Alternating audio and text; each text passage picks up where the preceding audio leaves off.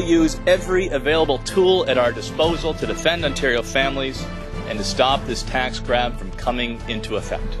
We're huddling in terms of the tools that we can use here in the legislature to grind this place to a halt. On a point of order, it is with great concern that I submit what the official opposition under the leadership of Tim Hudak believes to be a contempt of the legislature. I have an urgent and valid point of order, I would contend. I provided the Speaker with the required written notice to raise this point of privilege here this morning. This point of order is for the purpose of seeking clarification and a ruling. $3,000 of income. Order.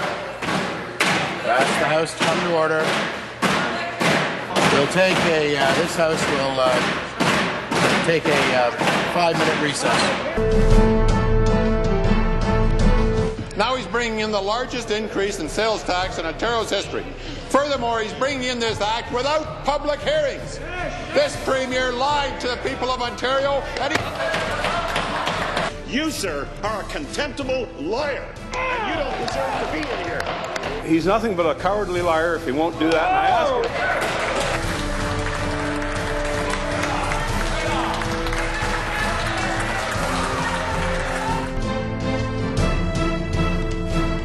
Public hearings. Those two words go together nicely if you believe in true democracy. As the Tories pounded their desks, Murdoch refused to leave. And when Conservative Randy Hillier refused to stop banging the lid of his desk up and down, the Speaker told him to leave also. Neither man would go. The Speaker eventually called a recess. Decked out in a kilt in the official tartan of Ontario, Bill Murdoch rose in the legislature to stage an old-fashioned standoff, starting with these words. Where I come from, Dalton McGuinty is a liar. Absolutely. But Murdoch refused to go, with his fellow MPPs forming a human shield protecting him from the Sergeant-at-Arms.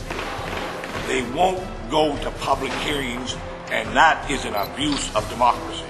Premier, whatever happened to your commitment to transparency? Whatever happened to your commitment to integrity? Whatever happened to your commitment to watch out for the best interests of taxpayers? What happened to Dalton McGuinty after 6 years in office?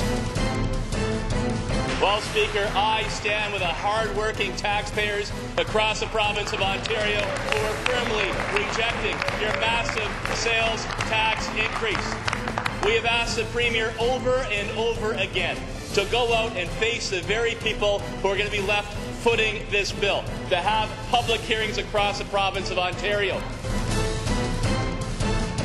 We see a Premier who was changed after 6 years in office, a Premier that hangs out the elite and won't listen to hardworking taxpayers, and a Premier who has contempt for public hearings and listening to taxpayers. Premier, I'm going to remind you of your words, but quite frankly, Mr. Speaker, if he has that kind of contempt for taxpayers, I see no point in continuing with question period today. very much.